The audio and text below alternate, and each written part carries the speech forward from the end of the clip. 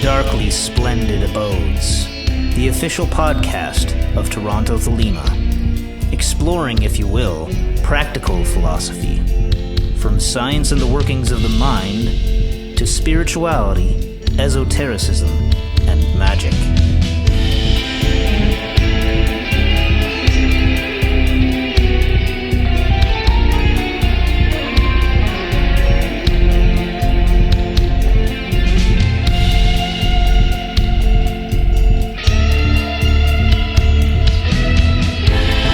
Stooping down, dipping my wings, I came to the darkly splendid abodes.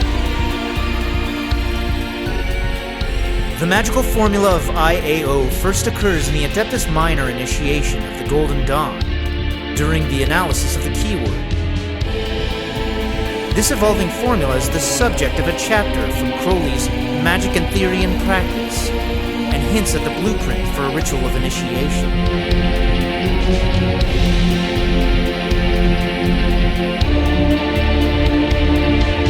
Do what thou wilt shall be the whole of the law. Love is the law, love under will. Today we're looking at chapter 5 of book 3 of Magick. Magic and Theory and Practice is the third book, and it's the chapter 5 is the formula of I.A.O. Mm-hmm. Yow! Yow! Yow! Any of you Red Dwarf fans out there might be thinking of Cat. Oh yeah, Yeah. I like my obscure references where people don't know what the hell I'm talking Is about. Red Dwarf that obscure? No, not really. It's pretty famous. It depends on. Yeah. It depends how old you are. It depends on if you know it or not. More Bill, if you're Bill Burr, you've heard of Red Dwarf. Look, did you enjoy this time? What did you think of this thing? Well, it's funny. I surprisingly felt like it was. It's almost like it reads like notes. His notes on the subject or something. These chapters are not that difficult once you begin to understand the Thelemic interpretive tools. Mm-hmm. You know, if you have some tarot background, if you've done some gematria, if you kind of know how to know what Crowley's approach to this stuff is, you go like, oh yeah, okay, yeah, sure. Mm-hmm. But if you don't know those things, he's not going to explain them to you here. Yeah, it's funny to approach it with that mentality of like looking just at this one chapter and its particular structure. This book was the way that he describes it having been written was that he ran into the problem, ironically, of people complaining that his writing was too obscure or opaque, and so he was reciting this to one of a few women at a given time who would be taking notes of it and then stopping him every time he got too obscure so that he could explain finicky points and whatnot. Yeah, he's in conversation with the wizard Amelantra, and he has a scryer for the operation who I guess is he scrying it or is she? Is it Alostriel or is that Rose? But he's receiving this stuff, but also, you're right, kind of beta testing it with the woman that he's working with, so that she's writing it down and then telling him stop, hold on. Are you saying up. that this text is received? So I'm a little bit confused about that, because the story of the writing of this text is that he goes and finds that house in Italy or something, the right? Oh, yeah. And then sort of tries to receive an elementary treatise on magic. And so he is in conversation with both a human woman but also an astral wizard, and the three of them are developing the work together. Here's my understanding. This is kind of always interesting to see, how different people get different understandings out of all this bulk of information. I understood it to be he was guided there, yes, and they got into contact with the wizard who this entity who basically instructed him to write this book. Okay, and so and it took him several years to get around to writing it all. And even chapter 4, I think, was kind of never. It was kind of posthumously added, I think, using the Equinox of the Gods, which was published in the 30s, I believe. So, but there again, this is just us riffing off what we understand the case to be. And so I think he was basically instructed to write this, and so or that this would be kind of like an important project for him. It does not read like one of his channeled works. No, it reads like he's thinking through things. Yeah, and it's one of his later, what I would say are like his later pieces, which are characterized by conversation. The Cefalo period that we so love to focus on. I think even maybe post Cefalo, but like there's like Magick Without Tears, which is all letters with somebody.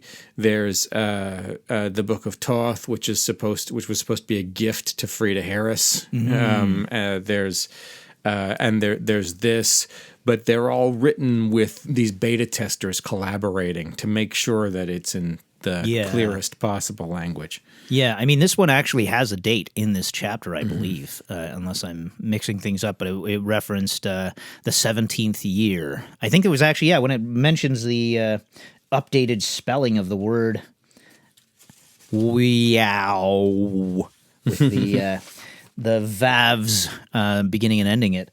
It says, I'm not seeing it offhand, but I know it referenced somewhere in here the 17th year of this aeon, so that would have been like 1921. Would that have been when this chapter was written, or would have that been when the new word was developed? That's a good point.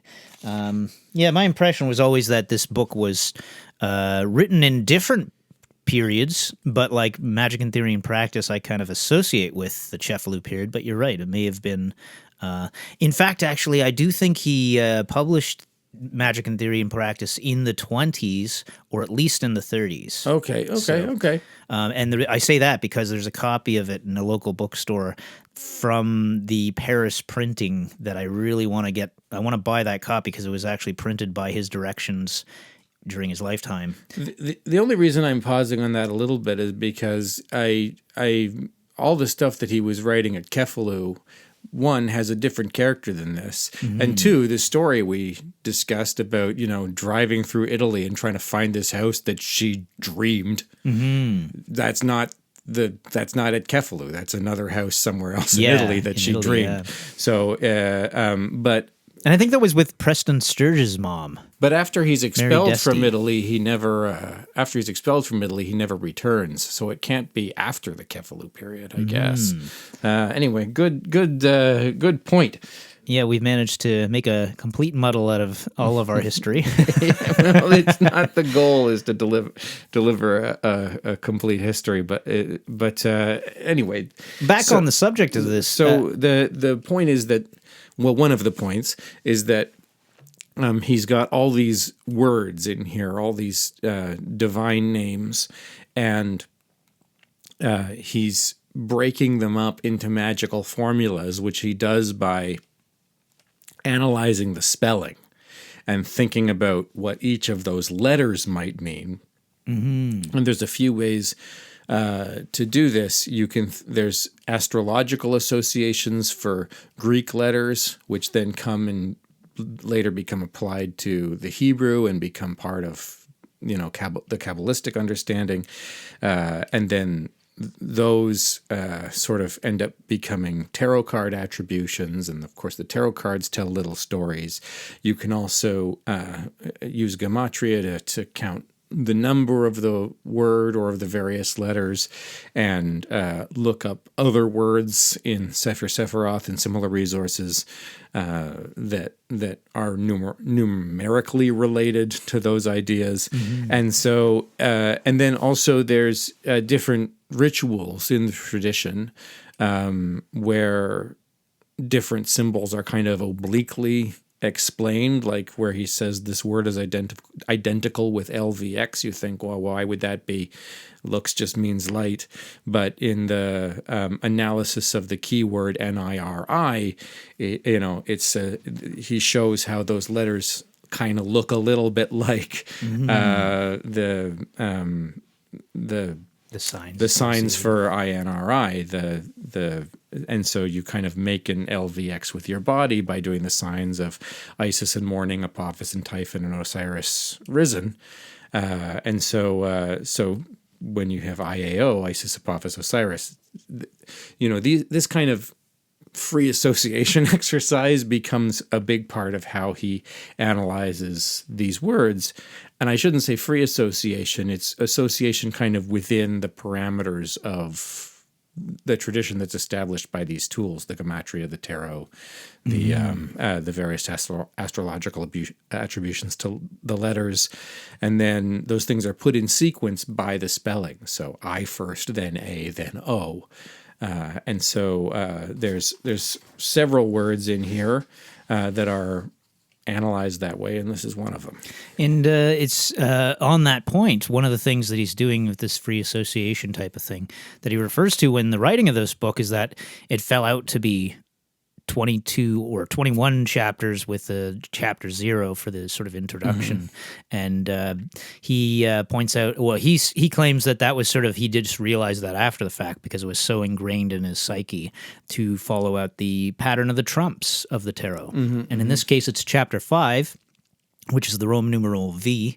And that's kind of, he's obviously probably thinking about the Hierophant card in that case. And the Hierophant card is attributed to Vav, which is the Hebrew letter enumerating to 6. So we have a fun little 5 = 6 correspondence going on there. Oh, cute. And this is the formula of Tifereth, he says. So that's where the 5 = 6 kind of experience is supposed to happen. So that's nice. Yeah. Can we deal with one sort of bookkeeping thing before we super get going? He says here kind of maybe, how are these lines marked? This is nuts. And there's line markers in my book about every 15 lines, but the line markers are counted by ones and not by 15s. So line 28 is the first line of this paragraph, and then the 15th or 20th line is line 29. Yeah, anyway, I've got the original printing. I mean, it's not the original printing, but it's like using the same printing layout and everything, and it's like starts on page 28. So I think that's the blue brick you've got there. Oh, and that's I see. So this is the page numbers in the original printing. Yeah. All right. So this is original printing page 31.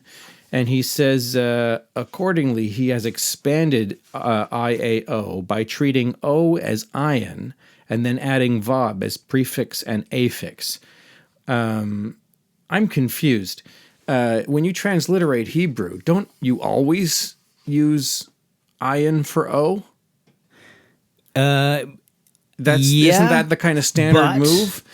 Now I know Vavs sometimes sound like O's. There's about 2 markings you can place on a Vav to get different O sounds out of it. But if you were going to translate it, that's like saying taking Aleph for A. Like, isn't that just what you're supposed to do? Well, the problem is that in Hebrew there aren't vowels. Right. They use the vowel markings, and I know that sounds like basically bullshit because we do treat the Aleph, the Oyin, the Vav, and others as vowels, but they are kind of interchangeable in the actual Hebrew. Like Aleph often appears with an O sound. So Aleph and Ayin are silent letters, and so they're just placeholders for just a vowel sound, like you're saying. And when the innovation of vowel points comes along, you can put any vowel point there, and it adds kind of that expression to the word. But I'm just thinking of like the raw translation in the raw transliteration when you're doing like Latin characters to Hebrew characters and back again. Isn't the sort of standard thing to use O as like the code for ion? Yeah, I would say that's the standard transliteration. However, Crowley definitely runs a little fast and loose with that, and often does transliterate O's by Vavs. And I don't know if that comes from the Golden Dawn tradition as well, or if it's something Crowley was a little bit more guilty of.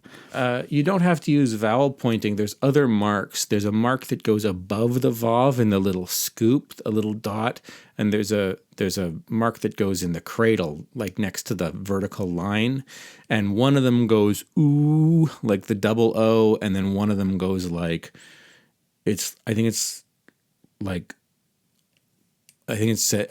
O, as in like OH, and then there's a one O sound that the Vav can't make, but maybe just the natural soft O, like aw.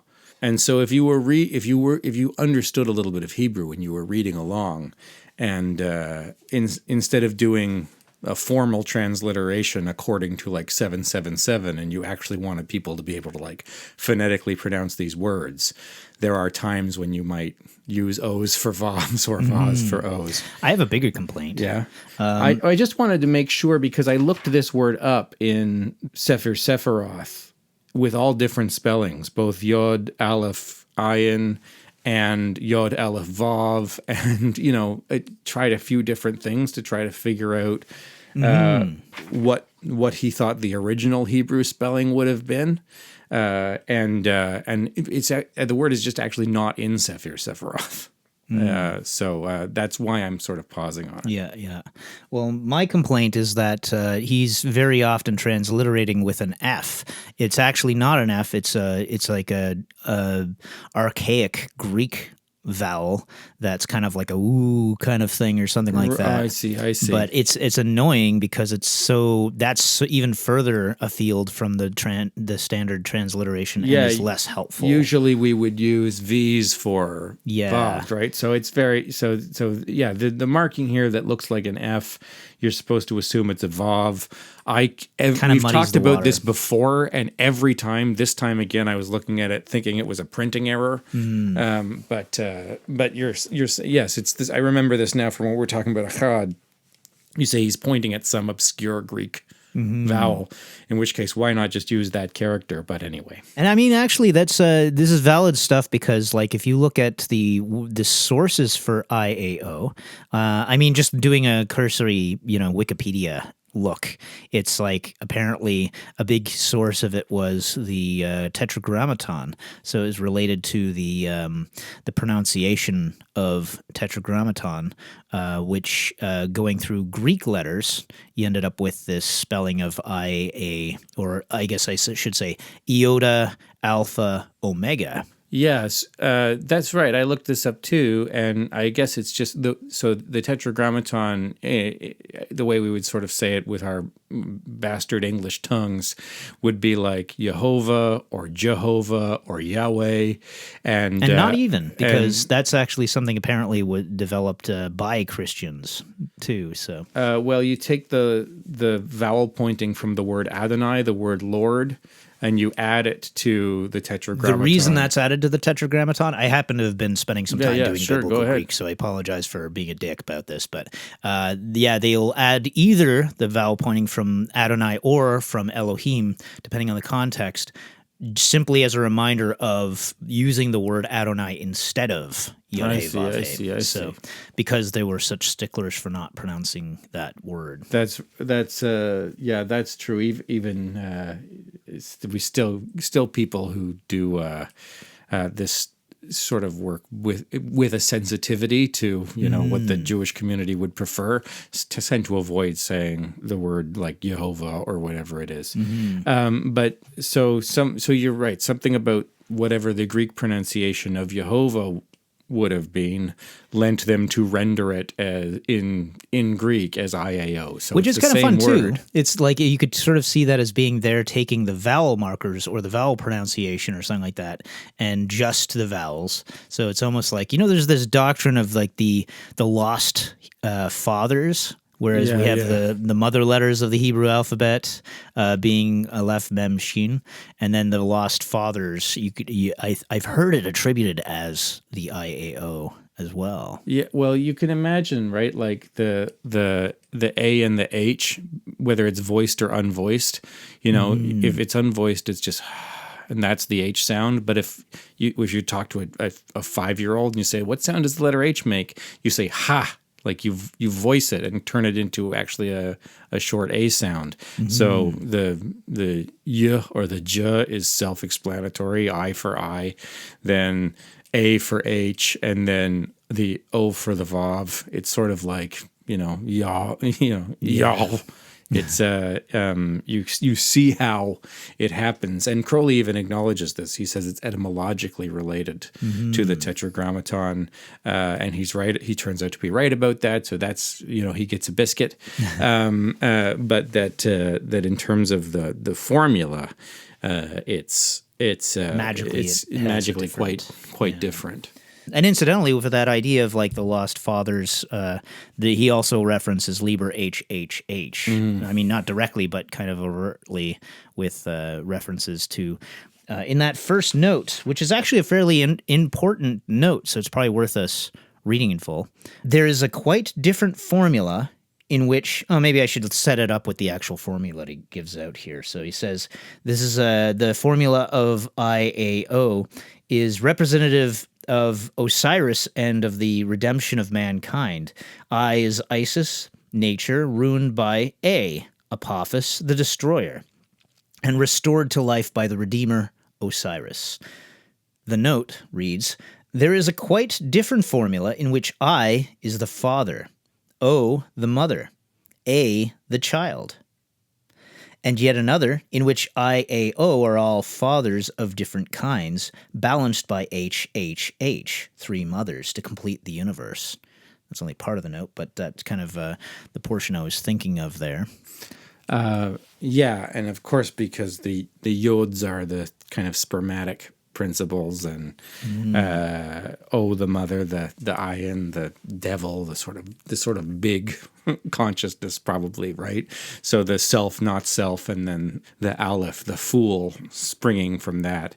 If you imagine your sort of tree of life, you'd have like the path of aleph connecting Kether to Chokmah, and the sort of first moment of creation, the first moment of that lightning flash that all sort of comes out in that one move, right? Yeah, and that devil, the eye, also has like a vesica kind of shape, or the O shape that we associate with Oyen is kind of that circular kind of thing, so very feminine. And then the eye itself is a very phallic kind of image and that sort of thing. So in a third formula, the true formula of the beast 666, I and O are the opposites which form the field for the operation of A.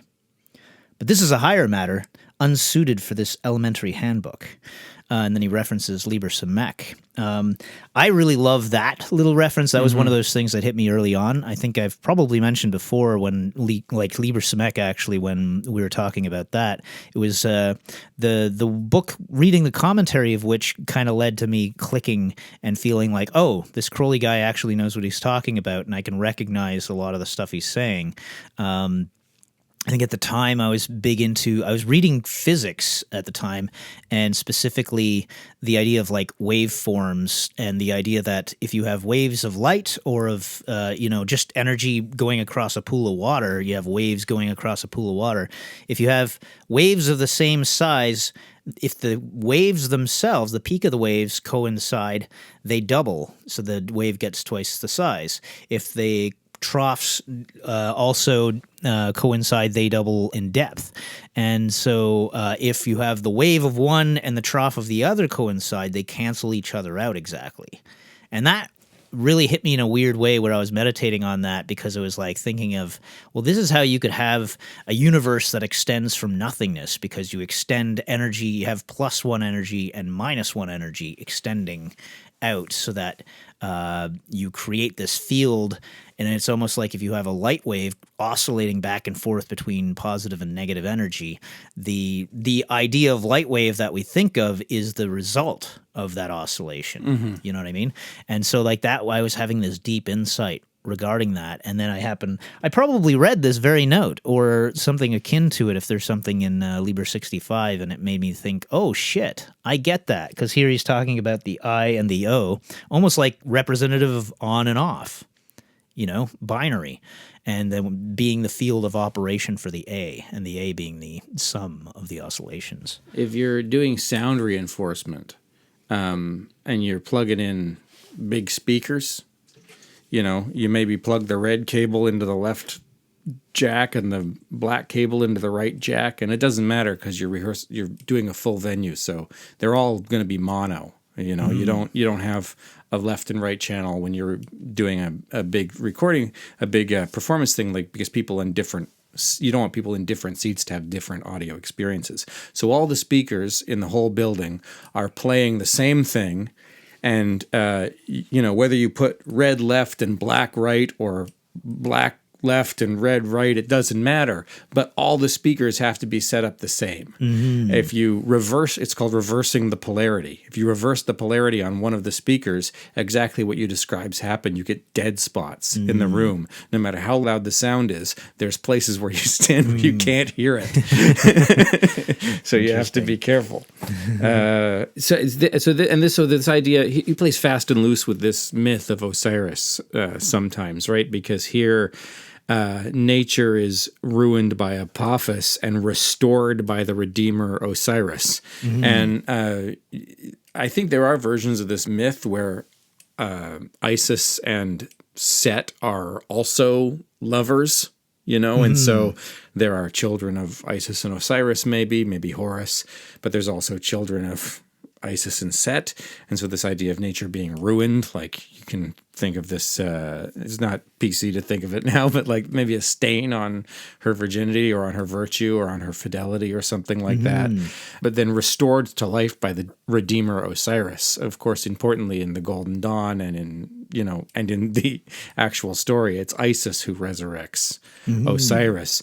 But what's important here is how this formula seems to work in its magical application, and so these stories can be sort of shuffled around a little bit. Yeah, and it's kind of, the image that I would picture that I think is inspiring to the imagination of such Victorians as are, working with this Renaissance idea that's evolved, from the I.A.O. of Gnosticism or wherever it came from, and through that from the Egyptian ideas and that, picturing the Nile River being this fertile valley where you have the desert encroaching upon it. And so the Nile, you have this plenty and this comfort and that sort of thing.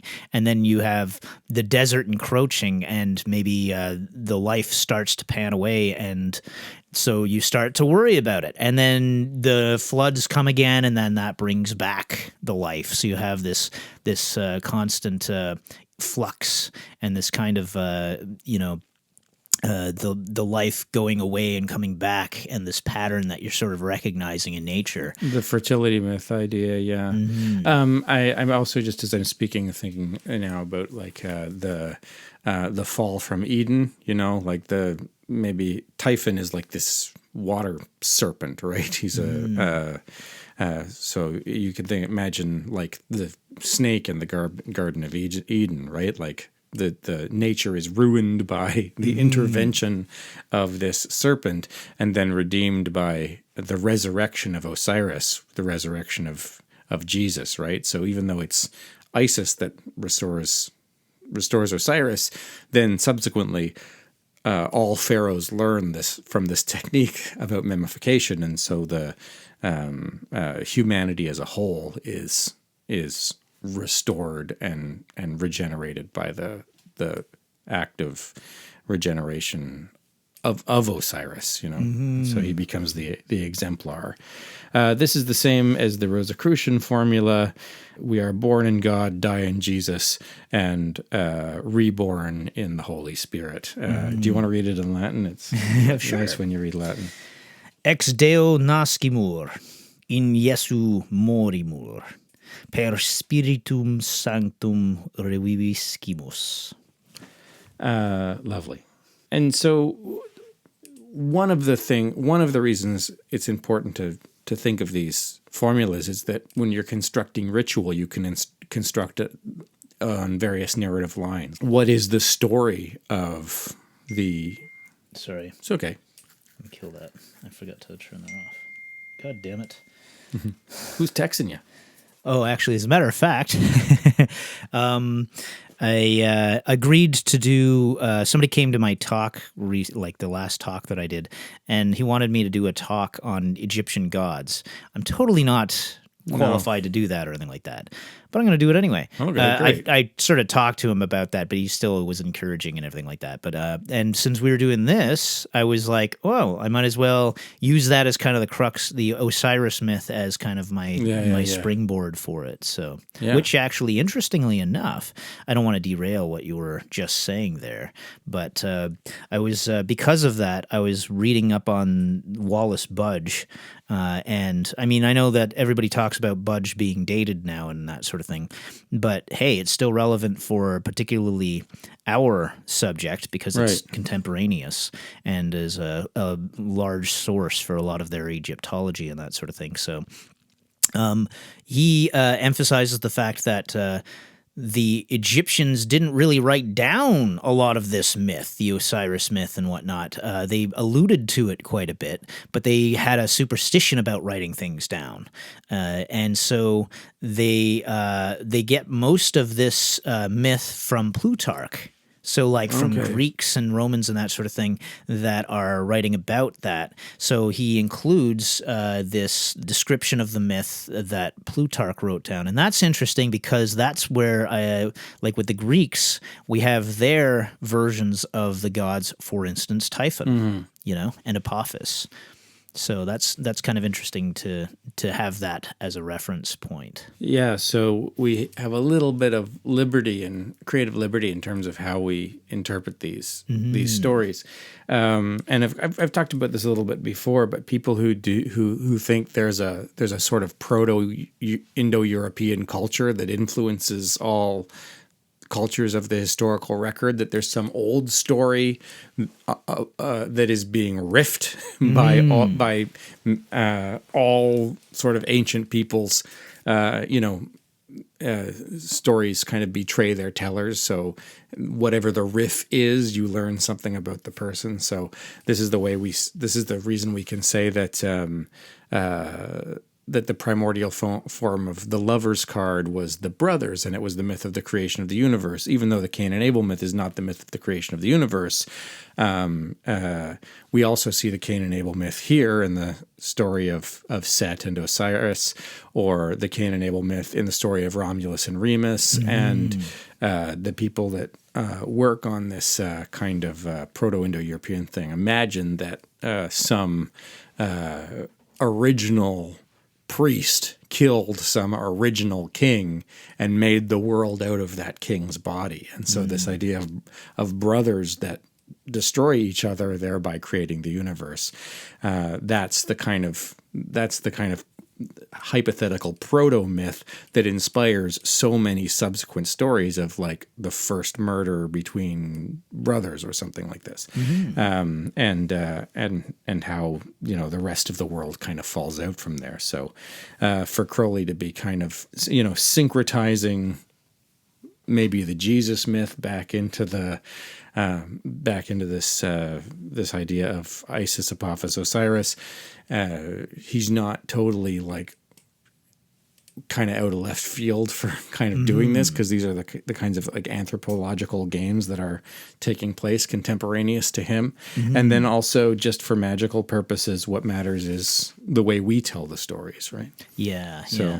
And on that note, he does reference J.G. Frazer as usual, and I mean, who Crowley likes to always go back to with these subjects, particularly with that idea of the king that gets killed by the next incoming king and all that sort of thing. Yeah, that's the sort of Frazer thesis, is that there's this one story of a dead and rising god that gets repeated again and again, and it's not exactly true, but it's kind of operating in this same world about like these well, why is this? And some people will answer, well, maybe because of these proto stories. And in another note, it seems like I'm only referencing the notes here, but you read a lot of these notes. I appreciate it. In another note, he says this formula, although now superseded by that of Horus, the crowned and conquering child, remains valid for those who have not yet assimilated the point of view of the law of Thelema.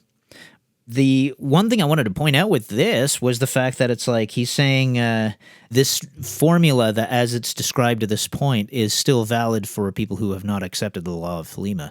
I would sort of suggest that it's probably worth delving into anyway, because I don't know, I was doing that recently, really trying to meditate on and engage with the old Aeon, so to speak, way of looking at the INRI and I.A.O. and whatnot. And I found it very fruitful. And I think that the natural thing is, of course, to sort of stick your nose in the air and say, well, I don't need to do that because I've accepted the law of Thelema and I'm very modern. I don't have to, go back to these old superstitions and things. And it's like, I think that's kind of defeats that's not the point. It's like getting into your own subconscious and engaging with these things so you actually have a visceral confrontation with them. So before I respond to that, and I want to, let's look here at sort of what would be the top of page 30, maybe. A magical ceremony constructed on this formula is thus in close essential harmony with the natural mystic process. We find it the basis of many important initiations, notably the 3rd degree in Masonry, the 5-6 ceremony of the Golden Dawn, and a ceremony of self-initiation may be constructed with advantage on this formula. The essence of it consists in robing yourself as a king, then stripping and slaying yourself, and rising from the death to the knowledge and conversation of the holy guardian angel. Very good. So here's a list of rituals of death and resurrection, and that are appropriate to give you the experience of beauty in Tefereth with a 3-act structure, an A, B, C, or an I.A.O. structure, and you construct this ritual that tells this little story about your own triumph, death, and resurrection, with the hopes of like having the subtle internal magical experience of that resurrection, and being born into kind of a new life post initiation. And so all of these explanations of formulas are going to be like, we're only dealing with one of them today, but they're all going to be, take the spelling of the word, turn them into events using tarot cards. What event does this tarot card reference? And then write a little play about it. And then once you have that play, you can blindfold people and shove them through it, so that they're being surprised at each incident. And the reason to have more than one of these narratives is that the different names of God are appropriate to different spheres on the tree of life, and so the interpretation of those God names hopefully gives you the experience appropriate to whatever energies you're trying to invoke. So that's kind of what's going on, and because we here have the formula of the death and resurrection of Osiris, then the Tefereth experience is going to be the death and resurrection of the candidate. Anyway, so kind of what were you saying? Because I wanted to respond to that as well, and now I've forgotten. Well, basically, the idea that he's saying. Oh, that, yeah. So this is whether or not this is an outdated formula, right? So let's look at what he says a little bit later. Professor William James, in his Varieties of Religious Experience, has well classified religions as once born and twice born. I looked this up. People once born see the world as beautiful and have kind of a direct experience of God by interacting with the beauty of the world.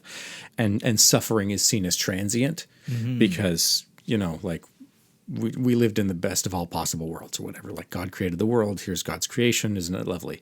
And people who are twice born, according to Fraser, are just pessimistic. They see suffering as pervasive. They think the world is kind of evil, and they're just fucking miserable.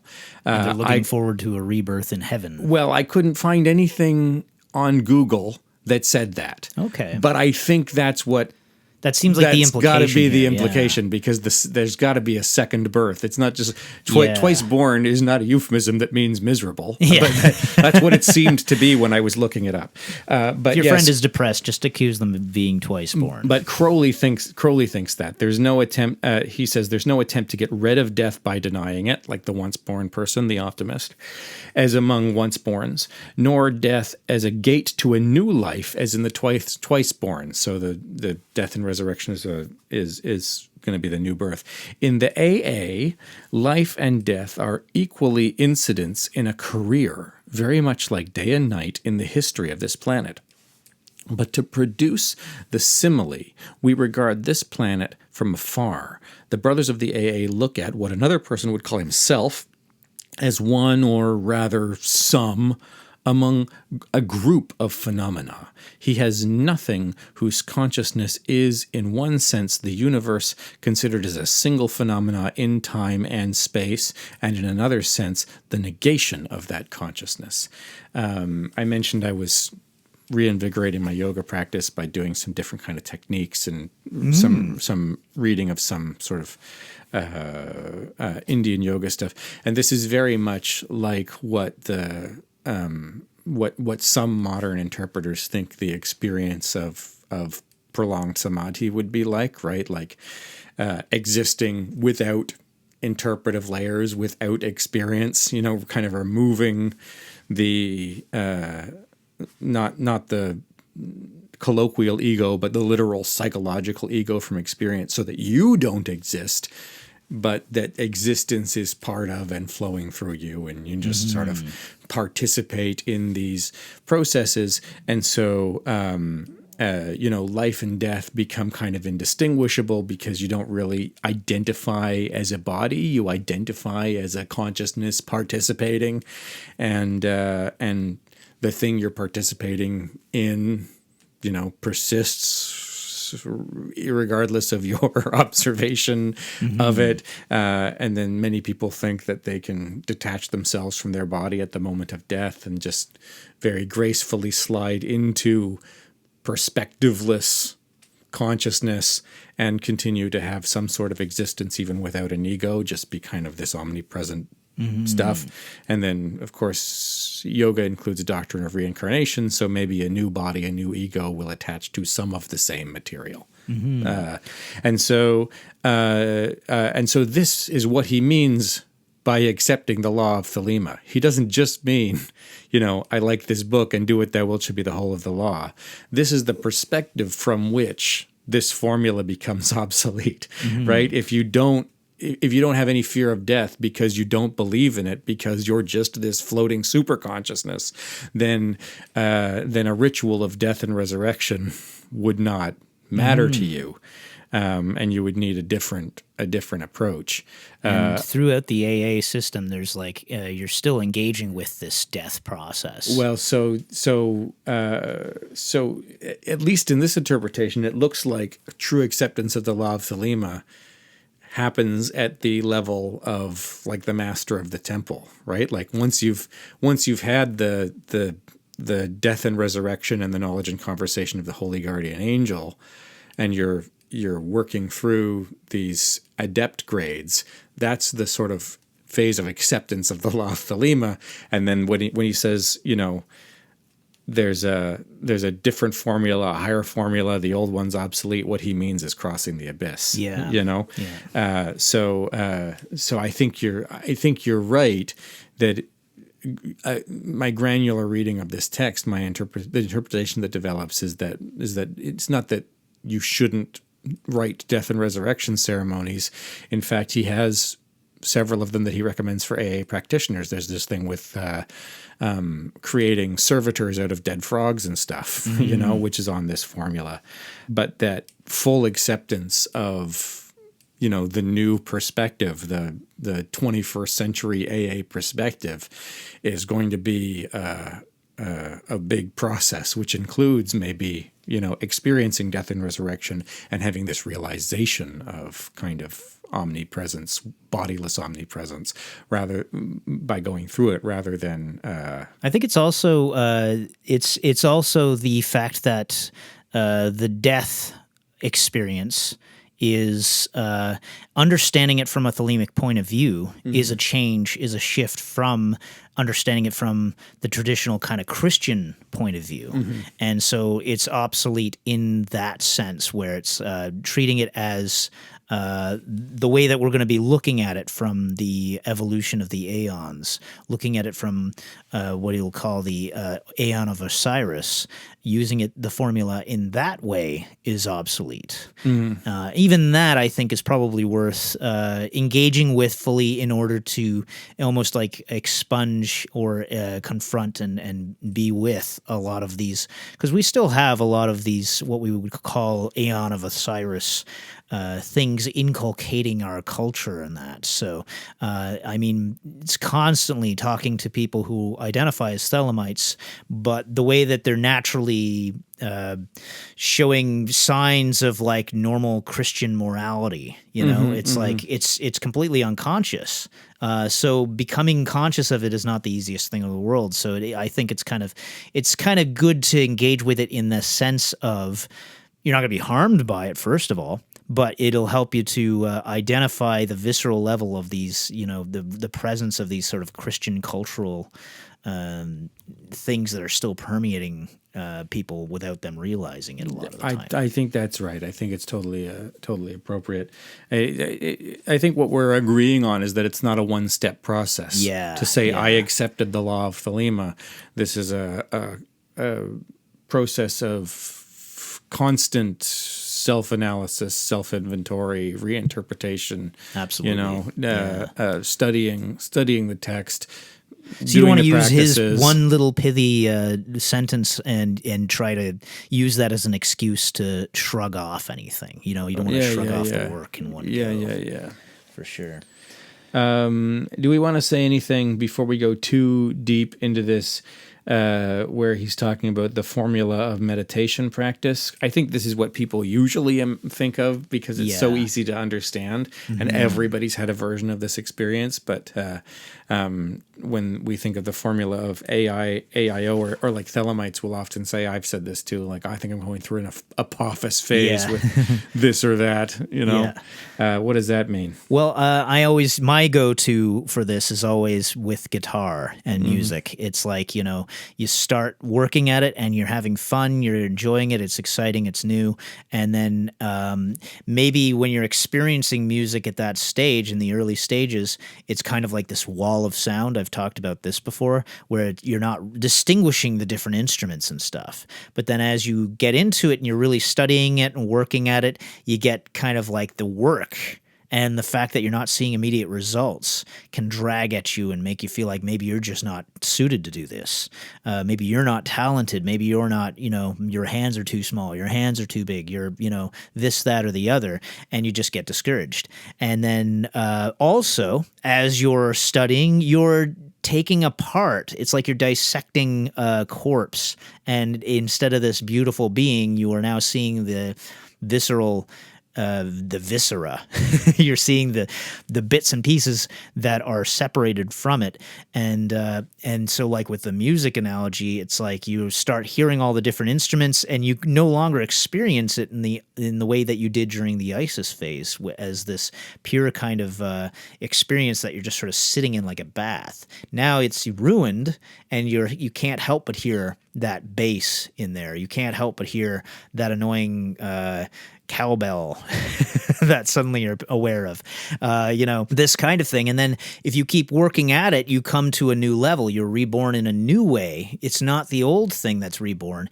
It's this new thing, as he puts it, that comes out of it. And that new thing is a deeper appreciation. The music analogy is a good one because people do get sick of practice, right? And their fingers start to hurt and whatever else. But with music, there's always a new piece around the corner, you know, something, you know, you can hear something different. It's like, well, Steve Vai comes on the radio. I've never heard Steve Vai before, and I want to learn all the Steve Vai repertoire. He says it's a formula of mysticism, right? And so, and because when you're doing meditation practice, it should be the same every day for a long time, right? The point is to drop in deep into whatever technique you're trying to apply. And so he says, in the beginning, a meditation practice, there is always a quiet pleasure, a gentle, natural growth. If not, one is not working properly. One takes a lively interest in the work. It seems easy. One is quite pleased to have started. This stage represents Isis. Sooner or later, it is succeeded by depression. It follows by not the re-arising of Isis, but of Osiris. The ancient condition is not restored, but a new and superior condition is created, a condition only rendered possible by the process of death. And, the psychologists say, it takes 2 weeks to form a habit. So if you're not a person who brushes your teeth, then you have to force yourself to brush your teeth twice a day, every day for 2 weeks, and that can be quite challenging because you just because you forget, or because you don't want to, or it seems like a waste of time because it takes 2 whole minutes or something. But then after 2 weeks, it's just part of who you are, and you're no longer saying. You're no longer in the Isis phase going like, wow, my mouth feels so clean. I didn't realize how much I liked peppermint toothpaste. This is great. And you're no longer saying like, oh, I forgot again. This fucking sucks. But you're just now a person who brushes their teeth and doesn't even think about it. And wow, what a terrible. Who's this asshole? But yeah, I think that's the difference between the Isis and the Osiris phase are the like newly inspired versus created the habit. There's a chapter in Book of Lies. I wish I could remember which chapter it is, but it's probably the Mountaineer, actually. But it's Crowley describing how it's summed up in something along the lines of do it 10 times and you'll get better. Do it 100 times and basically you get to doing it 10,000 times 10,000, and it's not you that's doing it anymore. It's doing itself through you.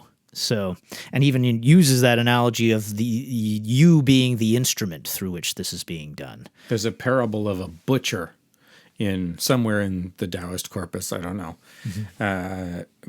who cuts up oxen very easily.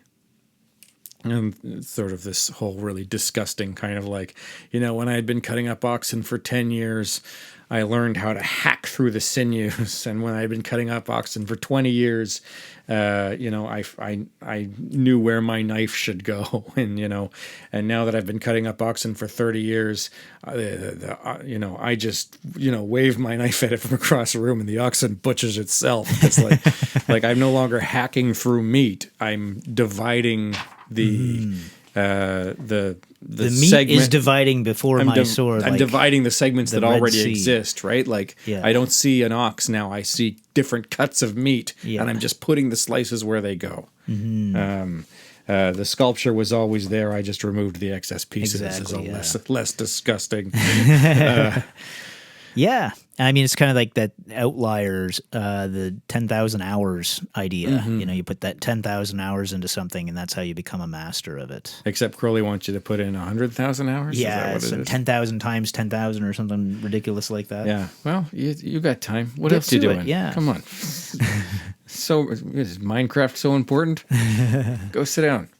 Yeah, and he says, it will now be understood that the formula of I.A.O is the formula of Tefereth. Already sort of said that.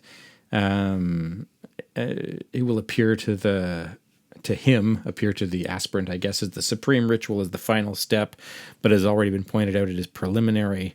For the normal man's day, however, it still represents a considerable attainment. So yeah, we're talking preliminary to the master of a temple, basically. Yeah, basically, right. Remember, Crowley thinks that even though there have been masters of the temple in every age, in the Aeon of Osiris, there was only really curriculum up to knowledge and conversation, and that beyond that it was all mysterious. And the exciting thing about the Aeon of Horus is that now we have curriculum to take us all the way up to Master of the Temple. Yeah, and then we get into the his updated form of this with the Vav both at the beginning and at the end, which seems to imply that you whatever you started as, you're going to come out on the other side still without having lost that in some way. And he, on the following page, he's got like this massive, like some charts of some information there. And I almost feel like it could have been laid out a little easier to follow.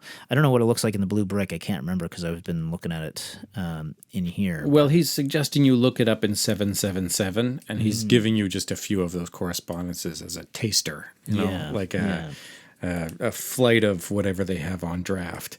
We get these little half pints of information.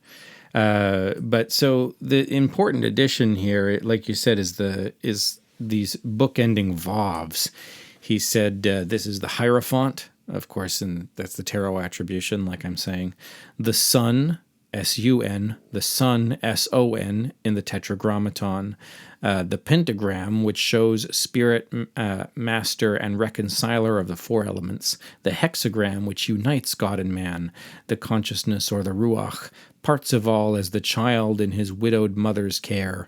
Horus, son of Isis and slain Osiris. Parts of all as king and priest in Montslavat, performing the miracle of redemption. Horus as crowned and conquering child, taking the place of his father. Christ Bacchus in heaven, Olympus, saving the world. So this is like the crown is in the kingdom sort of a thing. So the first Vav is different than the last Vav. It has the same essential character, but because we're writing a play out of these words. We now have a 5-act structure, I guess, because it's Vav, Yod, Aleph, Ayin, Vav. The essential principles have to be preserved, but now the aspirant has been through all this stuff, so there's a new context, a new character in the second Vav that wasn't there in the first. That's why it's Parzival as the child in his widow's mother's arms and Horus, son of Isis and Osiris. But then later it's Parzival as king and priest in Montslavat, performing the miracle of redemption, and Horus, the crowned and conquering child. So this experience of going through whatever the Yod, Aleph, Ayin process is has to be the realization of the destiny of whatever the character was at the beginning. And I think he describes it roughly as we go along as the Vav is kind of like the star that is the individual at the root of the individual. And so the star is going through these experiences and then they don't destroy the star. The star comes out on the other side, but is like learns something from its experiences. Look at this. Here we go. Oh, but that's probably the Greek. Yeah, I guess it's probably the Greek. He says I-A-F varies in significance with successive aeons. And since he's translating F's for Vavs into F's and then using F's as that stylized Greek letter. Yeah. So I was wondering just briefly if he's saying if you take the O for Ayin, whereas here he's got AIF, which would be like for him Yod, Aleph, Vav. So I guess I was guessing correctly, maybe, except that when I look it up in Sefer Sephiroth, I still didn't find anything with that spelling. Well, that gives us 17. Yeah. Which is the Thunderbolt. Ka-wow. And it's like the swastika. That's apt. So then he talks about how this formula has evolved over the aeons. He's got his own idea of the difference between the spelling in the Aeon of Osiris, which was obviously I.A.O, or can you say it in Greek again? Well, it was Iota, Alpha, Omega. And you've got Omega and Omicron, so meaning, big O and little o. Yeah. So the Omega is kind of a fun one that we could play with as well in its own, in the graphic representation of it. I don't want to cut off what you're saying, though. No, go ahead. Well, basically, something I remember way back when playing with was if you take the Omega, the letter Omega, and see that as like the body of Nuit, the way that it sort of arcs around. It looks like a representation of the body of Nuit. And then you have the I and the A, and they sort of you can play with them. Like the A is kind of like a pentagram, as Crowley sort of refers to it in other places. It's like you can picture a pentagram and then just making an A out of that by dropping some of the cutting some of the lines out and that sort of thing. So, which also, I might go off on too much of a tangent with this, but the A itself. Oh, I'm about to take us into the woods. So if you want to do a little tangent, I think you can go ahead. Yeah. So, he'll get into some of this stuff, but like the I is like the iota, which means, just a little jot. And it's sort of like with the yud, it's the same sort of concept. It's the little jot that is the building block of the rest of the alphabet. So it often represents that hidden seed, that potency, that latent potential. But the A also, in its, it evolved from the Phoenician, which is just looks like an A, but sort of either askew or upside down, and which looks also like when you put it upside down, it's like a bull's head. So it's like the ox head. And that's what Aleph means, or alpha, I think is derived from the same word, an ox. So just kind of like interesting how that brings us back to the Vav here, because with the Hierophant card, we have like that Taurus association and that sort of thing. So there's lots of fun stuff that you can sort of play around with here, just in terms of the imagery and that sort of thing. Like you could look at the Aeon card and the way that that's structured. We have Nuit arcing over the top, and we have Hadit with the winged globe. We have some like imagery there that kind of seems to shadow forth like that I.A.O. kind of, layout as well, which is kind of fun. I think that's kind of what he's getting at in that very first footnote, right? When he talks about how there's another version of this formula where the Yod is not Isis, but a great father, and the Ayin is the O is the mother, and it's they sort of they sort of fit into each other. And I was imagining just even the Latin characters, or how the big round O with the little Yod inside it. It looks like I the axle of the wheel am never found. Is she this or the axle of the wheel is omnipresent. Yeah. Whereas she, the circumference, is nowhere found. And the sphere I am everywhere. The center. Whereas she's the circumference. Yeah. So the dot from the eye and the. Which is fun too, because actually what that brings to mind. If you turn the eye sideways, that becomes a theta, the Greek theta. Oh yeah. The initial letter of the word Thelema. Okay. That's kind of fun. Yeah. We solved it, folks. Yeah, it doesn't mean anything, and you can't do anything with it, but we solved it. So I want to take us on a vacation. This is called Matriarchy in Bronze Age Crete. Okay. And it is by Joan Marie Cichon, Cichon. And she has, if she wants to think about matriarchy in Bronze Age Crete, she first has to wonder what matriarchy would mean, and so whenever Crowley starts going on about this this matriarchal age, and this was, followed by this patriarchal age, and now we have the age of the child. I think Thelemites have a tendency to either take that on faith, like as just something that's true, or they reject it on evidence, like it's just something that's obviously not true. And he just seems a bit out to lunch on this stuff. Like, what the fuck is going on, right? It seems kind of arbitrary. So here in this book by Chichon, in order to decide if there was matriarchy in Bronze Age Crete, she first wants a working definition of matriarchy.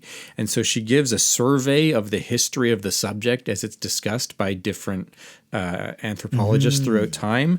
So if I just read these 2 pages here, we get a snapshot of what the discussion looked like in like 1850, and some books that influential people like Robert Angles would have read that shaped his idea of anthropological history, and ideas that Crowley almost certainly would have been exposed to. So it was Bachofan's work that first put the theory of original matriarchy, belonging to the progressive, idealistic European tradition of evolutionary theory in the 18th and 19th centuries. His book, Mother Right, was one of the 3 seminal works of evolutionary theory published within a period of 8 years, the others being Darwin's Origin of Species and Marx's Kapital. Citing numerous cases from classical literature, myth, legend, folklore, and legal documents, Bachafon, a scholar and a judge as well as a classicist, argued that in human history what he called or postulated as hetenarianism, a period of complete male promiscuity which characterized the hunter-gatherer stage, was followed by matriarchy. He wrote, "There is no doubt that matriarchy everywhere grew out of women's consciousness, continued resistance to the debasing state of heterism, defenseless against abuse by men. Woman was the first to feel the need for regulated conditions and pure ethic, while men, conscious of their superior physical strength, accepted the new constraints only unwillingly. Matriarchy, which coincides with the introduction of agriculture, according to Bachafon, triumphed because women and religion were closely linked in ancient societies. This religious primacy of motherhood leads to a primacy of the mortal woman.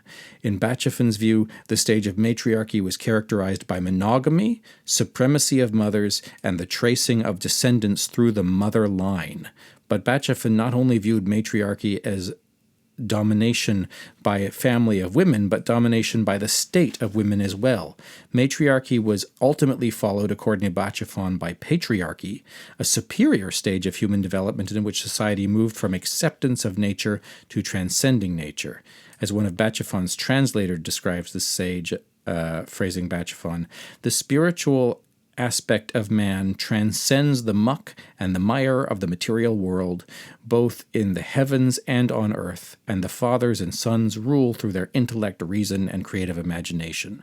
They reveal and offer to humanity a celestial world beyond time, space, and suffering.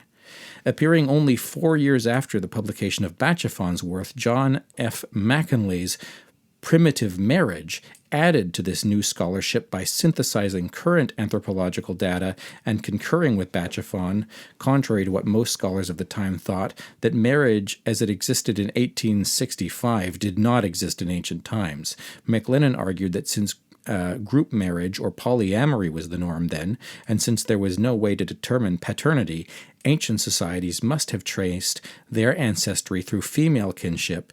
He referred to this in tracing one's descendants through the mother line as the most ancient system of kinship. In McClellan's own words, the indigenous custom of most early communities, whether in Indo-European, Tartarian, or Semitic races, exhibit peculiarities intelligible only by the supposition that kinship and succession through females was the rule before the right of angonation related to males on the father's side. Further, we have seen whatever non-advancing communities are to be found, isolated in islands or maintaining their savage liberties in mountain fastness, there exists to this day a system of kinship through females only.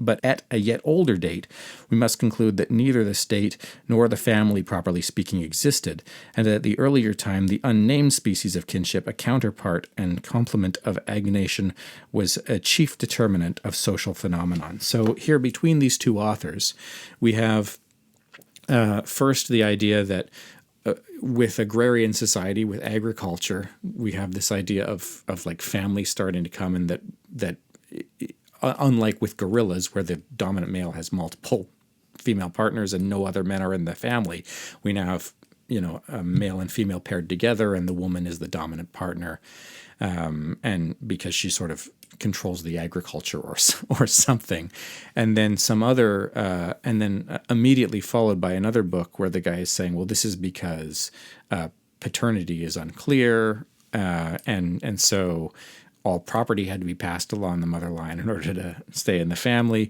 And again, Engels has another thing about this in some of his work, who's popular, is very important during Crowley's time. And so this is just what was kind of believed, that there's a natural evolution of society from like primate society with like central men who have harems of women to then inventing marriage, where somehow that would naturally led to female dominated families, and then gradually evolving towards patriarchy. It's not Crowley, doing an imaginative science fiction exercise like the Hindu Kali Yugas or something like this, although he brings in the astrological ages as a way of thinking about why this might happen. But it's part of the anthropological narrative of the time. I looked up this guy, Bachofen too, 1861, and here are his phases. Hatterism, wild nomadic totalitarian phase characterized by him as communistic and polyamorous, whose dominant deity he believed to have been an early proto-Aphrodite. Das Metirek, a matriarchal lunar phase based on agriculture, characterized by him with the emergence of chthonic mystery cults, and the law, its dominant deity was an early Demeter. The Dionysian, a transcendental phase when early traditions were masculinized as patriarchy began to emerge. Its dominant deity was the original Dionysus. The Apollonian, the patriarchal solar phase, in which all trace of matriarchal and Dionysian past was eradicated and modern civilization emerged. This is from Wikipedia. So if you're wondering about how influential these ideas were, you might remember Nietzsche's first big book is this critique of Greek drama, where he talks about the influence of Apollo versus the influence of Dionysus. So this idea of, and he thinks the Dionysian age is more vigorous, more more important, more masculine.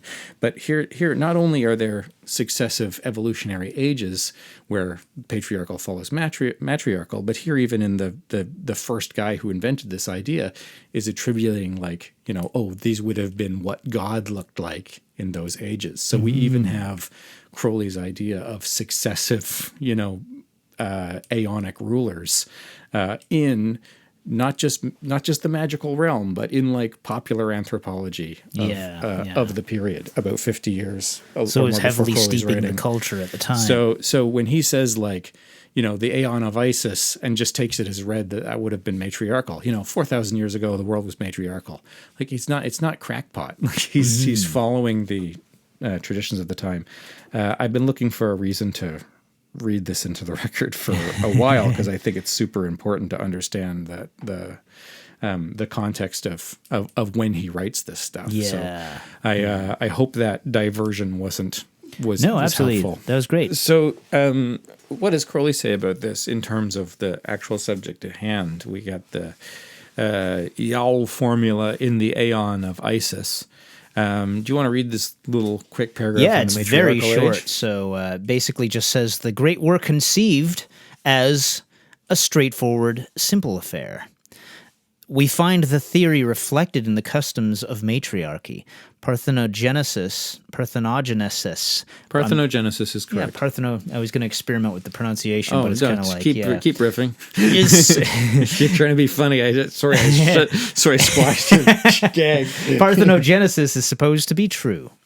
The Virgin, Yud Virgo, so represented by the I, which would equate to Yud and Virgo in our Kabbalistic correspondences, contains in herself the principle of growth. So essentially that seed of growth. The Epicene Hermetic seed. It becomes the babe in the egg, which is represented by A and Harpocrates.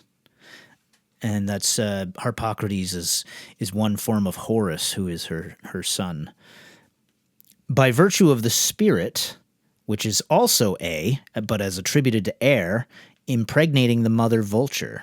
So there's that sort of myth of the vulture being impregnated by the air. And this becomes the sun, S-U-N, or son, S-O-N.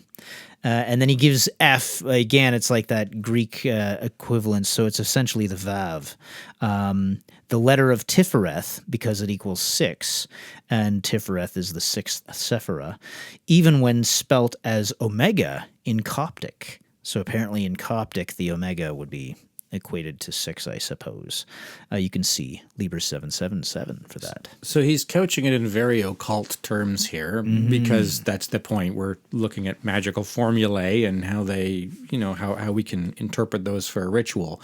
But what he's saying anthropologically is very much, it's not the Bachofen interpretation where along with agriculture, there's this social revolution where women dominate and subjugate men into this position of like monogamous partnerships. But very quickly after Bachofen, we have the McClellan writing saying that, what actually happened is just that people didn't know sex made babies. There's this sex thing, which is fun, and then there's these babies thing, which is just something that happens. Yeah. So if you want to pass on property to your heirs, it would be along matrilineal lines, because that's what's sure. We don't know who the father is, or if fathers even really exist, but we know you gave birth to this baby, so we'll just give all my cows to her when she grows up. Which I kind of like that, the idea that they couldn't determine the father so easily, so it was obvious who the mother was, and hence that would be where your inheritance would lie and that sort of thing. That makes a lot of sense to me. The idea that they didn't understand sex seems... I don't know. Maybe that's the case. It seems pretty naive to me, though, because I feel like people were around for a couple million years. They're going to kind of like, they'll figure out cause and effect eventually. We can't really observe causes in the real world, but when one event always follows another event, we can postulate causes. Hume was still thinking this. So. we can get the word cause back hypothetically by repeated experiments. Yeah. Chimpanzees, because they're polyamorous and they live in large groups with multiple males and multiple females. There's one kind of top man, but he doesn't mind having subordinate males. They can have these huge family groups. They never really, and they're all allowed to kind of interbreed. The top male gets first kind of choice of wife, but they all have sex with each other. And so nobody really knows whose progeny is whose, and chimpanzees are our closest relatives. You can totally imagine like proto-humans, nomadic humans operating in a similar way. And that's what I guess Bachofen is doing. But then gorillas have very, very strict harems. There's one male. Prepubescent males are allowed to hang out and be raised and be cared for by both their father and their mothers alike, but once they get old enough, they're evicted and they have to go off and form these bachelor troops until they can find their own harems of wives. And what will sometimes happen is a male will not leave the group, but will think that the dominant male is weak and will drive him off, challenge him to a fight, win, and drive him off, and then he gets to keep all the other guy's girlfriends. But then any vulnerable child, anyone young enough to be easily dispatched, the new male will then just kill all the babies. So they absolutely know. Yeah, those aren't my babies. Yeah, the wives are mine. And that really screams of that same king killing sort of mythos as well. Yeah, but that's it's if gorillas have figured out that sex leads to progeny, then surely early man figured it out too. Also, the idea that the agrarian age, the beginning of the agrarian age, is what led to matriarchy. you can't have an agrarian age without doing animal husbandry. You absolutely, the first step is to realize that birth follows sex. Yeah. So, but anyway, so we have this. It's this is all like moderns trying, like it makes us comfortable with the way that we equate things in our minds, and but this is, like you say, this is kind of like the idea that was floating around. It's pervasive, and it's not Crowley's mistake. He's reading all the contemporary literature on the subject, and again he gets a biscuit. Yeah, and it makes sense. That's why people like the idea, is that it makes sense, at least to them at the time. In the patriarchal age, we have two sexes. The father conceived as a magic wand, a great big dick. The A is I like this because it's reference to some of my favorite chapters of the Revelation. The babe being pursued by the dragon, who casts a flood from his mouth to swallow it. The dragon is also the mother, or the evil mother of Freud. So you have a good mother and an evil mother. It is Harpocrates threatened by the crocodile of the Nile. We find the symbol of the ark, the coffin of Osiris, etc., the lotus of the yoni, the water. It goes on and on about all these evil mother symbols. Yeah, which I feel like is like really indicative of his personal relationship with his mother as well. That's probably one of the reasons that this triggered him a little bit. Well, I don't think he's wrong to point to this Freudian thing too, right? For Freud, all objects are the mother. Yeah. And so when you have a bad relationship with an object, it's a relationship with the evil mother or something. I'm not quite sure how that works, but there's and he talks about Oedipus but so there's this process that the child goes through of overcoming the temptation to return to the parental force, sublimating, like Freud would say, sublimating his original love for the mother object or the desire for sex into other activities, using that fundamental drive to become a generally creative person, making his club like Heracles. And it's essentially like individuation, I guess, is another right idea. Yeah. That's Jungian, right? Or am I mistaken on that? The idea of individuation. Well, there's a woman, I'm going to forget her name. There's a woman who was like a student of Freud's who has this idea, who wrote an essay on abjection, on disgust. And the idea is that you have to go through a period of being disgusted with your mother. You go through a period of misogyny, and the misogyny creates the individuation. And then once you're an individual and like mature and a grown-up, you get over your misogyny, and then you're able to have productive relationships with women. But if you don't go through this period of like, fuck you, mom, and just like hating everything, then you never become a person. And so she's a feminist writer, but when you just talk about it casually, it sounds really anti-feminist, saying that misogyny is necessary for human development.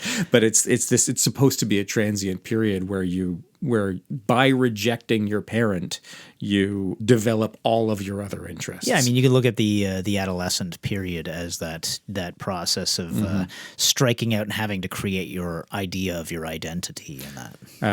And the reason that she can be a feminist theorist and talk about this is she's noticing the fact of misogyny in culture and trying to explain why it's so pervasive across all history and across all cultures and throughout all of time. Yeah, a funny thing I learned was that the ancient Romans basically thought of males being between 18 and 21 or whatever, around that age, being insane. It's a period of insanity. We're gonna call Yeah, perfect.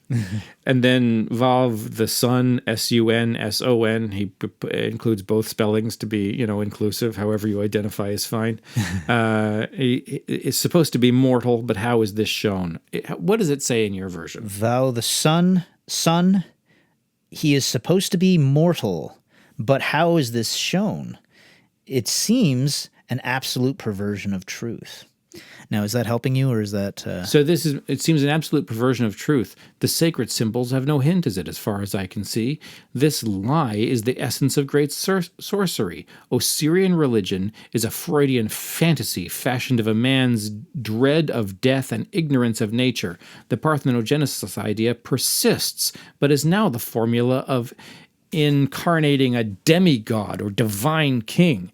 These must be slain and raised from the dead in one way or another. Now, this, so I think he must mean immortal, supposed to be immortal. But how is this shown? No. I think it seems to. Well, actually, let me reread it again because maybe I'm completely. Because he's saying supposed to be mortal, but how is this shown? The lie, the great sorcery, the fantasy of raising demigods. Yeah, like he's saying he's trying to get us towards the Thelemic conception where, man, it's all just experience, man. Like we're just feeling and where death is just another experience, man. But here he's saying after the death and resurrection, the new king is a demigod. I think going back, be mortal. He's supposed to be immortal. Let's go back to the idea of the once-born being getting rid of the fear of death by saying no, life is actually beautiful, and then the twice-born is mortal in the sense that they recognize they have to die in order to attain that mortality. So maybe that's what he's getting at with that. But this is the son. This is after the ordeal with the. Yeah, that's the thing. It's like recognizing that he's mortal and that he will die in order to become immortal. Whereas the new version of things is recognizing that we're dying death daily and we're constantly engaging with death. But either way, I think it's like you're totally right. Like it's like you could just it would probably make as much or more sense to say immortal because of the fact that that's what we're talking about. Well, he's here, complaining that there's no evidence of demigods.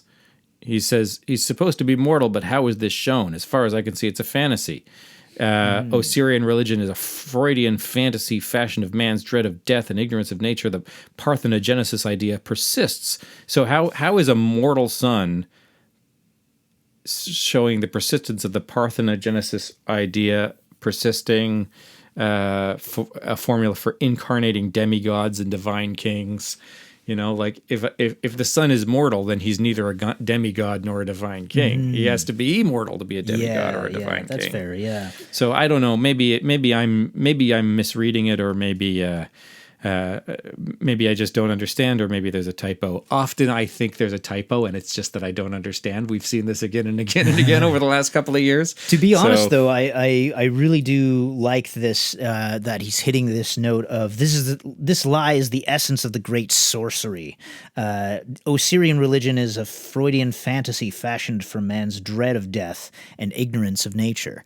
And I think this is really good. This is sort of like my experience with this, engaging with this formula and the old Aeon kind of formulation of it is sort of coming to see it as essentially like equivalent to a cuckold energy in the sense it's like you can picture, you're in this case, Set tricks Osiris, locks him into a coffin, and later on chops him into bits and this sort of thing. And Isis is lamenting this, and there's this frustration of not being powerless. Like the heir to the throne, the king himself has been killed, and the lineage has been usurped, and it's like this impotence to do anything about it. So trying to twist this into something where there's comeuppance and the throne is taken back. A perfect example of this, I think, is in the Jesus myth. Basically, the idea that we have this savior, everybody's getting behind this movement that's happening, and then he's going to be this Messiah we can see all these ways in which he fulfills all the requirements for our Messiah as laid out in the traditional writings. And then what happens? He's nailed up on a cross, and nothing. it's killed. The movement is killed. There's this cuckold sort of energy of like, it's taken away. We're impotent to do anything about it. It was supposed to save us from this oppressive Roman Empire that's stomping down on us, and it was supposed to give us power back. So it's this energy of like, no, we always feel like there needs to be some comeuppance or some way in which that the innocent is saved, or this sort of thing, and the justice is done. That, and then nothing that's not assuaged, so it has to sublime that energy into something where no, we've managed to we've won anyway. It turns it into right. He rises from the dead, and that by his death, by his being hung on the cross, that is the way in which that actually gets turned on its head. It's that transvaluation of values again. Like Nietzsche's criticism of what he calls the afterworldly or the metaphysical, right? Yeah. Like that the Jewish Messiah was supposed to be a warrior king who would restore, the kingdom of, Yeah. And then the Christian Messiah, the kingdom puts the kingdom of God in another place, because we just have given up on the idea of a proper Jewish Messiah. Here's another thing that just kind of dawned on me, right? There's this conversation that happens where, Christians will tell you Jesus died for your sins. He committed this ultimate sacrifice. Mm-hmm. And there's all kinds of skeptical arguments against Christianity, but one of the philosophical ones is like, in what sense did he die? Like, what are the stakes? God sent his only son to the earth to die and be resurrected to pay for the sins of mankind. Like, first of all, couldn't an all-powerful God have simply forgiven us? Why? And second of all, like, if Jesus always knew that he was going to be sacrificed, like if Jesus came to earth to be sacrificed so that he could be resurrected, so that he could be the king of the entire world, in what sense is that a sacrifice? Mm-hmm. A little bit of temporary pain for all of the sins of the world, and this is what Crowley says: he's supposed to be mortal. Mm-hmm. We're all pretending Jesus was mortal. Yeah. Come on, how did he redeem the world? By dying. Fuck off.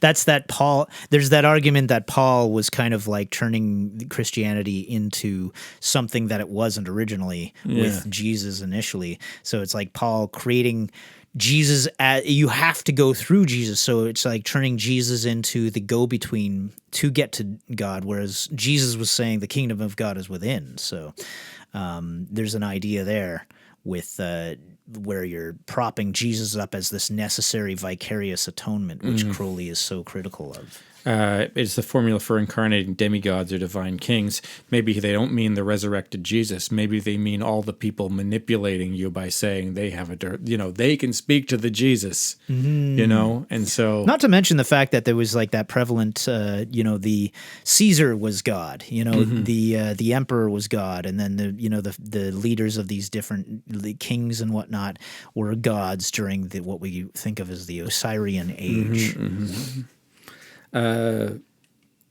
Aeon of Horus, 2 sexes in one person. Vialv, 93. Importantly, and how it enumerates 93, so that's better. We win. The full formula, recognizing the sun as the sun. Again, here we have these both spellings. Mm-hmm. As the pre-existent manifested unit from which all springs and to which all returns. Mm. So we're bringing, so rather than having a birth, a death, and a resurrection like in the Rosicrucian formula, we now have a continuity of existence where that first Vav is symbolically infancy, but here he's saying symbolically infancy, right? Like the baby Jesus or baby parts of all or something like that. But here he's saying that what it actually means is that existence predates birth. So we have this, the influence of Crowley's yoga philosophy, right? This continuity of life. So there's the Vav in the beginning and the Vav in the end. And the perception of an individual who's going through these stages of life is the pattern that sort of tricks us into that if we get stuck in the illusion, but it's like that is what's changing, and then there is that which remains. And so we still have the I.A.O formula in the middle, the sort of like that's like the play that's going birth, on. death, and resurrection. But there's a continuity. The Hierophant, right? The priest card, you know, the great teacher, giving himself these sermons that are the human mortal existence. You know, you're say this is another yoga idea that you got mad at me last time I brought that up, but I'm ready for a fist fight. Let's go. That you have some way of this non-differentiated spirit that is you has some idea of what impurities need to be processed out and pre-engineers for yourself the life you need, and then births itself into it. Yeah. Which in the context of this makes total sense. And it's like you can see it as being like maybe the supernal level being that star, and then everything below the abyss being what we think of as the individual. And that's the part that can change and, you know, permutate and go through this solve et coagula, constant sort of stream of experiences of birth and death and all this sort of thing. And that doesn't affect the star above the in the supernals and that sort of thing. But here we have the Apophis phase, the A, is the babe who hath formulated his father and made fertile his mother, Hippocrates, as before, but he develops to O, the exalted devil. So actually, again, I'm just realizing, I don't know why this didn't click before, but we started by talking about Isis, Apophis, Osiris, and then said there's another secret formula where the I is the father. But here, when he describes the formula in the Aeon of Osiris, the Yod is conceived as the father and the wand. So this is the formula. Yeah. Here we've just described where it's where the Apophis becomes the dark mother and the Vav becomes the son. But it's not so simple as the Dark Mother, because it seems like, I mean, it's like the babe whom formulates his father and makes fertile his mother. Sorry, I was briefly looking back at the Aeon of Osiris. Yeah, and that's what I get. You're relating that to. And so, but if the Aeon of Osiris, the babe is pursued by the dragon who cast the flood from the mouth. That should be the Apophis phase, right? But it's seen, and the I should be Isis. So it seems to me that here, we're specifically lacking feminine aspects. This seems very much masculine. It seems to be inserting masculine energies into all of these positions as we go along. For the Horus one? Yeah, for the updated Aeon of Horus one, yeah. Well, yeah, so we have the spermatic Yod, basically. Life the serpent, light the lamp, love the wand, liberty the wings, silence the cloak. And then the babe formulating the father and making fertile the mother, Hippocrates, as before, but developing into the devil. And the devil is Satan. You're seeing this as a negation of the feminine principle, and a lot of these do seem to be masculine symbols, except that Crowley says this is two sexes in one person, so that it's really, rather than being masculinized, it's really the individual, the child, bringing all the forces together for themselves, you know, arranging their pre-birth and then experiencing, you know, life. In some versions of this, has been the Osiris phase, where, you know, you're happy and resolved and have your new habit of brushing your teeth every day. Or it's the son who's supposed to be mortal, you know, the resurrection of Jesus on the cross. But here, is the devil, and it looks like it's having all of your life. We go from the indifferentiated consciousness to the sperm to the picking the correct parents and birth, and then just looks like it's everything, the whole life experience. And he starts teaching about, you know, the different deities that are associated with the south, Saturn, Set, Abraxas, Adad. But this is the life experience and we finish with F, the series of another Vav, the series of transformations that has not affected his identity. Yeah, so this idea of the devil comes from the devil card. Hopefully that's not getting lost in the mix, because it's O is Iron, which is the tarot trump number 15, which is the devil card. And so he's giving these apologetics to explain that it's like the idea of the devil gets associated with like shaitan, Satan, and words that Hadith comes from as well, incidentally, so Adad and these sorts of things. And so he's saying that these things tend to be associated with Satan and negativity in general, because of the fact that there's this idea of, like, for instance, the sun in the south being, at the dry points in the summer where it's kind of deadly and that sort of thing. And so in today, we make no distinction between these, up and down, left and right, and we recognize that it's all context is what he essentially gets at. Yeah, I have no way to evaluate this claim that these are all gods of the south, which is what makes them be perceived as evil. And then now, of course, we know there's a southern hemisphere. So the sun down there, the sun's in the north at due, and holy smokes. Yeah. And so these gods of the south become, about positive, cool breezes or something. Like he's right that we have a perspective shift, but whether he's right about that original idea of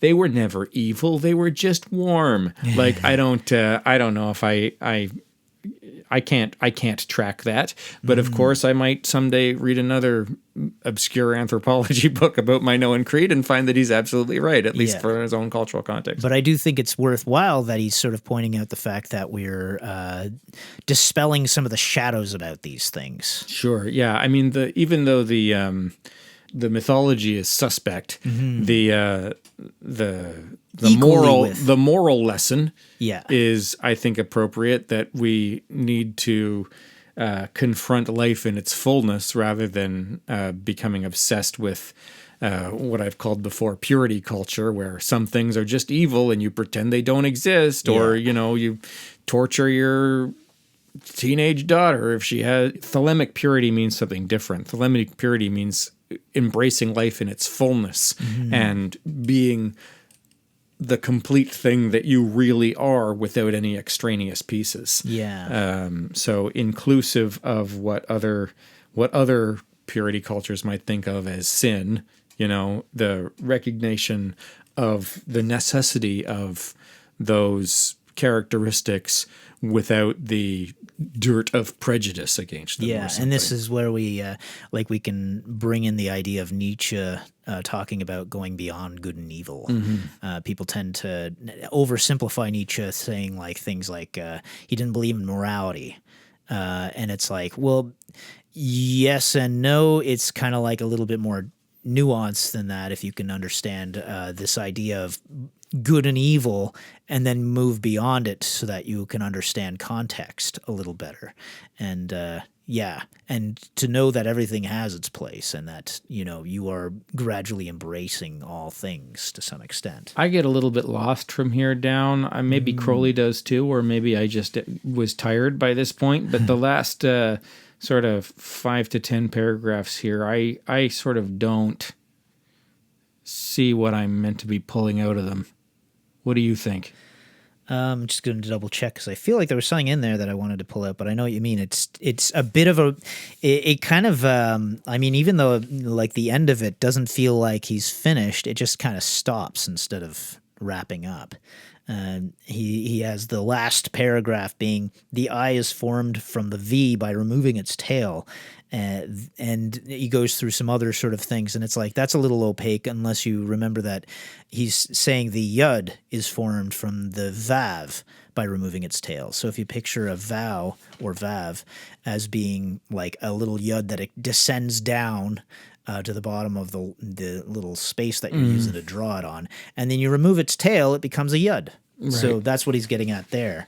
But so He's he's talking about the geometry of the letters. This is written like a newspaper article, right? Just cram all the good information in the first paragraph and organize everything else in descending order of interest. Yeah. Don't bury the lead. Just give them the meat right away, and because we know they're only going to read half the article anyway. And to be honest, I can't picture how this would have been recited to somebody, and they're taking this down, and this is what you end up with, because it doesn't really it's not laid out that way. Let's look at this. The first process is to find the yod in the vav, initiation, purification, finding the secret root of oneself, the epicene virgin who is 10, Malkuth, but spelt in full as 20, Jupiter. The yod in the virgin expands to the babe in the egg by formulating the secret wisdom or the truth of Hermes in the silence or of the fool. He acquires the eye, the wand, beholding the action of being adored. The inverted pentagram, Baphomet, hermaphrodite, fully grown, begets himself on himself as Vav again. Note that there are now two sexes in one person throughout, so that each individual is self-procreative sexually, whereas Isis knew only one sex, Osiris thought two sexes opposed. Also, the formula is now love in all cases. The end is the beginning on a higher plane. So this is maybe a summary of kind of one example of an elevator pitch for a ritual you might write along the new Thelemic lines. The experience the candidate might go through: the first process, purification, finding the secret root; the second process, begetting the self upon the self, resting for a few moments in sacred silence, but becoming the fully grown hermaphrodite; getting the wand, acquiring the eye and the wand, the yoni and the phallus. And now that the two sexes are in one person, we're self-procreative, and then the conclusion is all love in all cases. And so this would be, this is maybe a final description of what the other rituals already exist, right? The third degree Masonic ritual, the 5-6 Golden Dawn, but those are the sort of more traditional, like maybe Isis, Apophis, Osiris rituals. But now he's showing us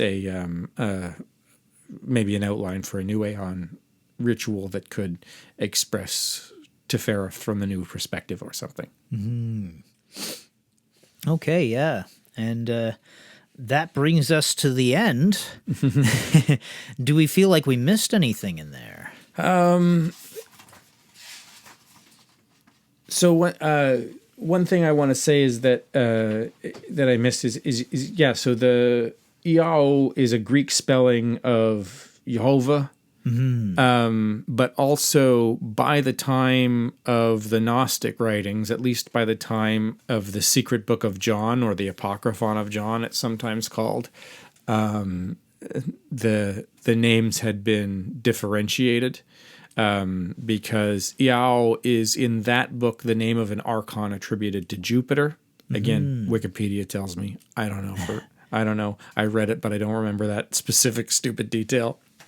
And so you also find I.A.O, I think, in the text of all those Greek magical papyri, the Greco PGM, Papyri Greco Magica,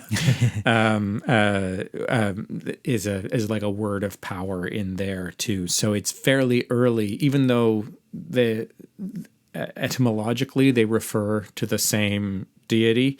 That's like defining words by their etymology is considered fallacious. Like, you want to look at what they mean now contemporarily and to people throughout the different users. And so very early on, this is differentiated into its own kind of special word of power, its own deity, removed from the context of the tetragram. Like, there might be a tetragrammaton deity and then the I.A.O deity, and they could be separate. Well, it's kind of fun that you were saying that it came to be associated with Jupiter, because even Jupiter's kind of has an association with tetragrammaton as well. Yeah. As Jove. There's the big. Oh, you know what there is another formulation of this ritual that I think we passed over. of this, not ritual, but this word that I think we passed over. Oh, here's what I wanted to say about it. The formula in the Age of Osiris that begins with Yod as the father and the wand, then the Ayin as the babe being pursued by the dragon. You mean the Aleph? Aleph as the babe being pursued by the dragon. There's a little story in here about how the babe grows to manhood, claims his scepter or makes his club, wanders in the wilderness like Krishna, Jesus, Oedipus, and so on, until the hour when the king's son or knight errant must win the princess and set himself upon a strange throne. So this is the story that is told in the Book of Thoth that goes with the court cards of the tarot. Mm-hmm. And so he says, even though this word is etymologically related to Yod-Heh-Vav-Heh, the magical formula is distinct. But here, at least in the Aeon of Osiris version that he gives, the Aleph, the Fool card, tells that whole story of Yod-Heh-Vav-Heh. Mm-hmm. That's sort of like Prince wandering out into the wilderness to make his fortune, and then introducing himself into a matrilineal culture where he can become ruler of the kingdom by marrying the princess, because she's going to receive all the property because of everything we've already discussed. Yeah, I think that for Crowley is the formula of the Tetragrammaton, which he talks about in many places. This sort of fairy tale formula of like if you were going to turn the Tetragrammaton into a narrative initiation story, that would be the story you would tell. So even though he says this formula is distinct, it includes in the middle there, the second half of the second letter includes the whole Tetragrammaton. And then when that wraps up, you do more things. It's interesting how this keeps coming up, this idea of heredity, the idea of like succession, the right of succession and that sort of thing. Well, for all the talk about reincarnation and all this talk about death and resurrection and immortality and, life sustaining, the magic wand for Crowley, like is the phallus, and the principle of generation is the spermatozoon. And whenever he talks about this sort of idea, he will often refer you to the ship, this play, The Ship, that he wrote. And in the play The Ship, the son, John the Younger, finishes by basically taking his father to this place and burying him, and then reciting the prayer, one of the bits of the Gnostic Mass, I thou who art high beyond all I am. Yeah.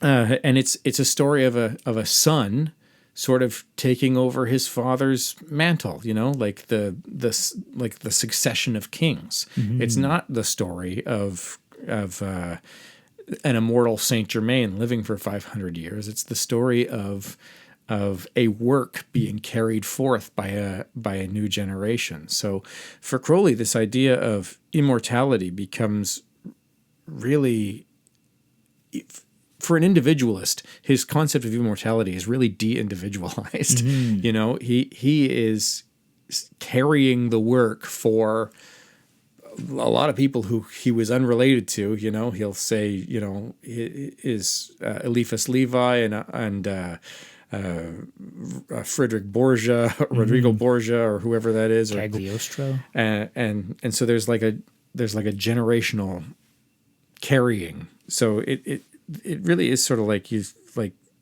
seeing you claim your immortality by seeing yourself in your child, rather than it's that would seem particularly magical. Yeah, a fun way of thinking of it is if we picture ourselves as just runners in a marathon passing a torch forward. So you have your time to carry the torch and then pass it on to the next.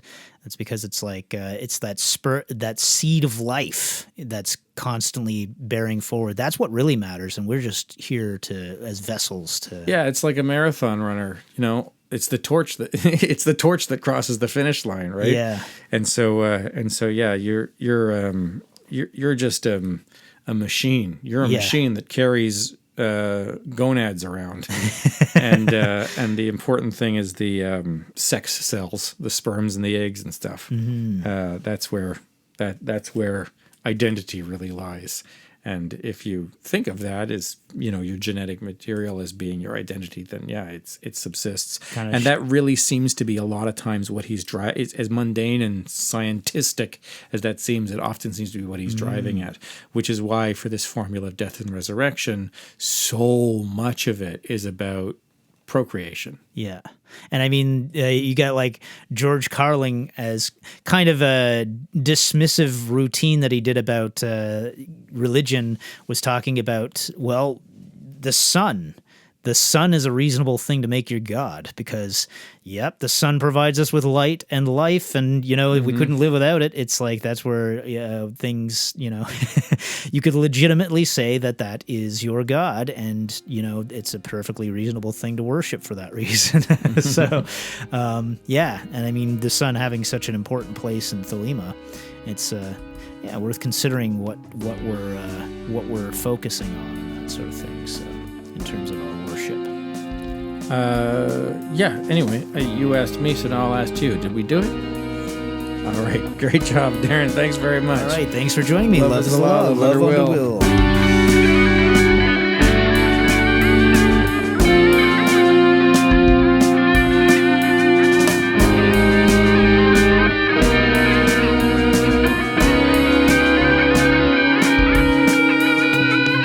Thanks for listening. Look for Toronto Thelema on Instagram, Facebook, and YouTube. Watch for events in the city. And join us again in the darkly splendid abodes. But the app is for a front end user. If you want to go to do the back end stuff like me, you got to go to the website. It's not an app, but it's @app. So everyone keeps calling it an app. It's a website. I see you're doing your Bill Burr shtick today. I'm very upset, and I don't know why. These fucking people. It's a terrible Bill Burr. That was amazing. That sounded like the adoption agent from. Oh no, it's not called Dennis the Menace. Oh no, I know exactly what you're talking about. Problem Child. Yeah, the adoption agent. The Gilbert Gottfried character. Yeah, Gilbert Gottfried. Why you? Yeah, okay. As soon as I try to do one of these things. As soon as you try to do Bill Burr sounds like Gilbert Gottfried. Gilbert Gottfried sounds like Jerry Lewis. Jerry Lewis sounds like that guy from The Simpsons who doesn't sound like Jerry Lewis. We're trapped in ventriloquism hell. It's and I didn't realize you had dolls for all those characters. Like, where did you get all those? Yeah, I figured I'd do this Rupert Pupkin thing where I have an audience. And wild coincidence. Mom, you keep interrupting. I'm talking to my imaginary friend. We're doing a show.